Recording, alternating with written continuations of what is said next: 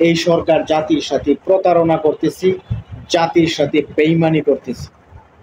এই সরকারকে যেই আশা স্বপ্ন নিয়ে ছাত্র জনতা সকল শ্রেণী পেশার মানুষ ক্ষমতায় বসিয়েছিল, সেই স্বপ্নের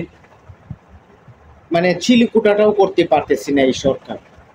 মানুষের জীবনের নিরাপত্তা নেই, মব জাস্টিস, আইন নিজের হাতে তুলে নেওয়া, দেশটাকে হরিলুটের রাজত্বে, লুটপাটের রাজত্ব কায়েম করেছে এই সরকারের মদতপুষ্ট।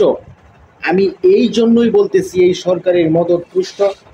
শেখ হাসিনার আমলে যত অন্যায় অবিচার হয়েছে, যদি শেখ হাসিনার উপরে দায় বর্তায়, আজকে যত ধরনের বিচার বহির্ভূত হত্যাকাণ্ড এবং লুটপাট হচ্ছে, সকল কিছুর দায় দায়িত্ব কিন্তু এই ডক্টর মোহাম্মদ ইউনূস সাহেবের সরকারের উপরই বর্তায়। আজকে সারা বাংলাদেশে আইন শৃঙ্খলার পরিস্থিতি এতটাই অবনতি হয়েছে যেটার বলার অপেক্ষা রাখি না। নির্বাচন, সংস্কার, বিচার, জুলাইদের হাহাকার, জাতি একটা, সাধারণ মানুষগুলো আসলে একটা কি বলবো আমি বুঝতেই পারতেছি না, এমন একটা পরিস্থিতি।